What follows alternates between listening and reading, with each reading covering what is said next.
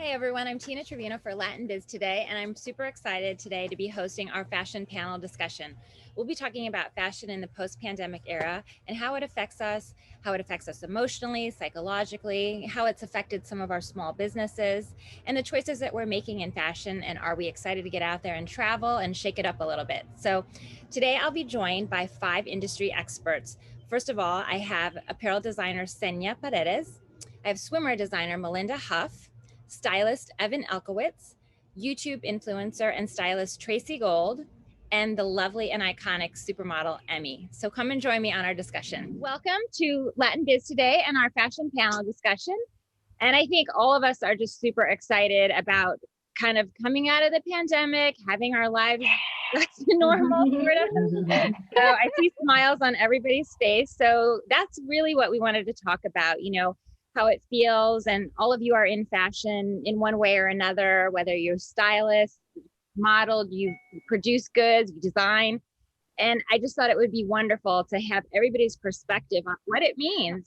I would love if we kind of go around and everybody can give a little introduction about who they are and what they do and how they kind of conduct business within the world of fashion and beauty. So maybe I'll Awesome. go on my screen around. So Senya, you're in my top left-hand corner. So I'm going to start with you. So My name is Senia Paredes. I'm the designer and founder of Senia New York. And I hold the brand Senia Convigi in Senia New York and launching this year Senia Swim. I, yeah. Amazing. Yes, so super excited. I started my company in 2007. So been around for quite a while, very, very excited to still be able to run my company, sell to over 250 boutiques across the United States and outside of the United States. Launched in HSN last year and just had a new collection this year, debuted. So that lots of great things happening. Melinda, why don't you give us a little bit of background about you? Sure. My name is Melinda Huff, and I'm the founder of Miramay Swim. We are a collection of beach to brunch swimwear that's made ethically in the Garment District of New York. I design everything. I do my first patterns and samples, and then I send it to the factory to manufacture. We are mostly a direct-to-consumer business. We are in some boutiques around the tri-state area. This year, we just launched some beach bags, some towels, some sleep masks. So slowly but surely, we're expanding out. The pandemic has been very interesting, but we actually did really well last year, believe it or not. And so I'm just happy to be reinvigorated. We're celebrating our 10-year anniversary this year, which feels like a major milestone for, a small women-led business. So I'm just thrilled to still be here and to be sharing this panel with you guys. So thank you for having me. Wonderful. Thank you. Tracy, how about you? Yeah. So I'm a personal stylist and, was a personal stylist. I mostly am an influencer, fashion influencer for women over 40. I'm a QVC presenter and recently started my own lifestyle show for women over 40, 50, 60 and beyond. So I'm mostly in front of the camera, but deal with women on an ongoing basis of just how they feel about various different topics, fashion included. Evan, tell us a little bit about yourself. So I'm a fashion stylist, and I went from doing editorial stuff. I still do personals. I ended up going to Cuba and styling some shoots in Cuba, and then I curated the first fashion and arts tour to Cuba. So that's really my passion. There's a piece of art behind me that I brought back, and now I'm just getting back into some editorial stuff as of yesterday. I'm going to be styling a shoot upstate. And I don't know. I love styling men. I love styling women. I love what I do in Cuba. I love that what I bring to Cuba is motivational, and I bring the people down there work and, a reason to get up in the morning and look ahead. I'm really involved with the designers down there. I help protect them and support them and show the world what they're doing. So, and I'm also a writer. I write about Cuba, different kinds of entrepreneurs there and things like that. So that's it. Nice to meet you all. Lastly, but not least, because she's joining us from a retreat. So thank you, Emmy, for hopping on here. It's so good to see your face. So, Emmy, tell us about you. Thank you, Tina. And I'm so happy to be zooming in from Oars Island, Maine. It's my 51st reunion with some ladies I grew up many years ago. So and it's lovely to see everybody and meet a few of you. I am a model from the 90s, and I used my voice around body image and self-esteem. And I made about my name back then. And I've had a very lovely career for the last 30 years. And this last year, I had to pivot and luckily fell into executive life coaching.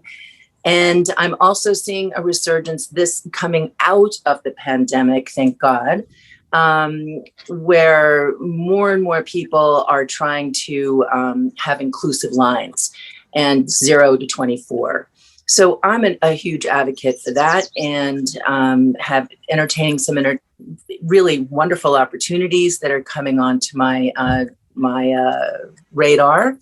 I'm into fitness for all. So I'm talking to the women that are in the 40s and the 50s and the 60s, and invigorating the joy of movement. I've always been very athletic. And so I'm in fashion, but I'm also loving being outside and the joy of nature.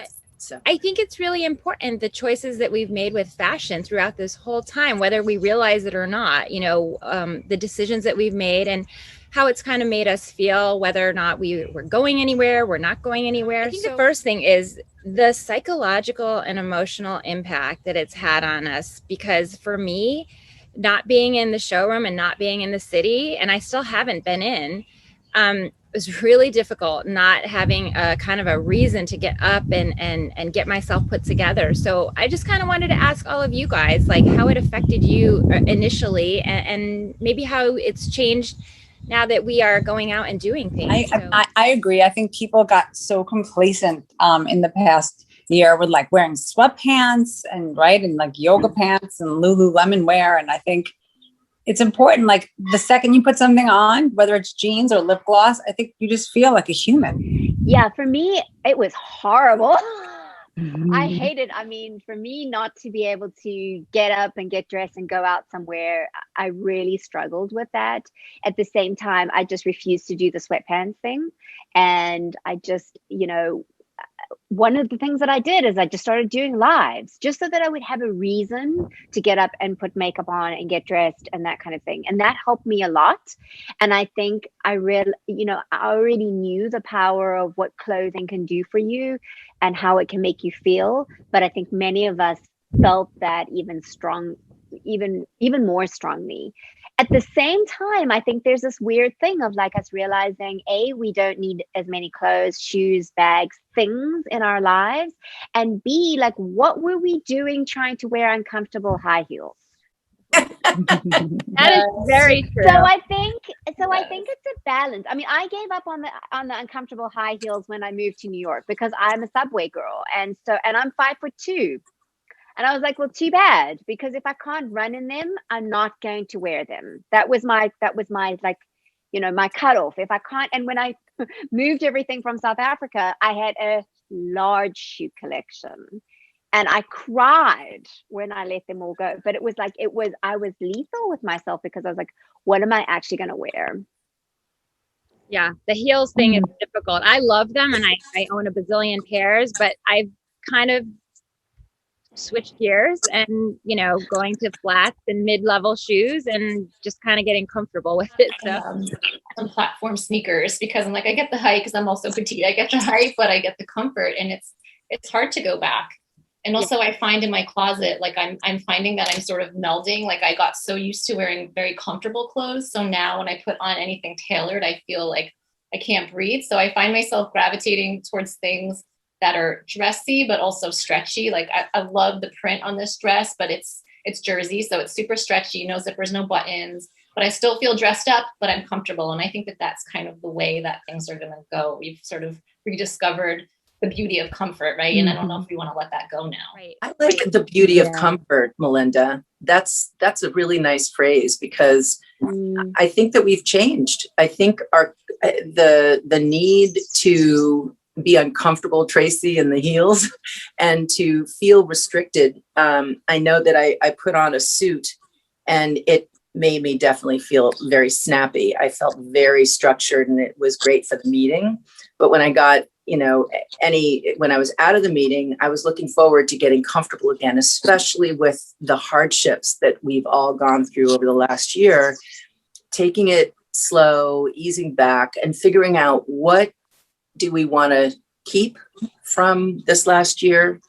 What have we learned and what do we want to bring forward? I've been asking that myself. And it's a good cleansing of the palate to figure out how do we want to lead as women, in the way that we project ourselves, the way that we reflect ourselves. Yeah, I agree. I think comfort is here to stay. I think that's one of the things that are going to stay here after the pandemic. I didn't stay in leggings and sweatpants for too long because I was constantly having Zoom meetings and creating content and having to go to the city for various reasons. But again, much more comfortable than prior to the pandemic. And I'm kind of just going back to dressing up again. I love heels. I'm also 5'2", but nothing. Nothing. I'm not ready to quit them yet.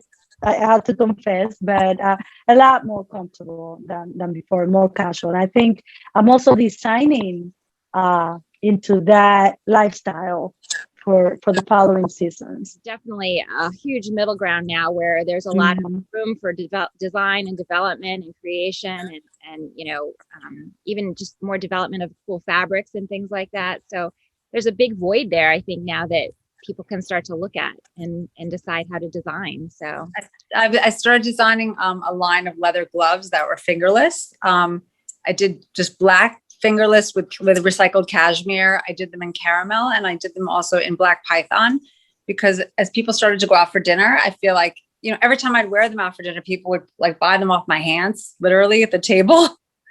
So I started manufacturing them in Europe and I was selling them like all over the country. I did a pair with fingers and without. And I just felt like, if you're going to spend money, especially during the pandemic, when people, including myself, like lost so much business, it was nice to do something that people actually could use and feel good in and feel like pretty and a little glamorous, and also to give work to people in other countries. Like I also designed these necklaces. They're with evil eyes and 14 karat gold and the same. Like I just wanted to do things that were more timeless, while, current, but not trendy. Yeah. Because if people are going to spend money on fashion, I think it should be something that they can take forward for a long time.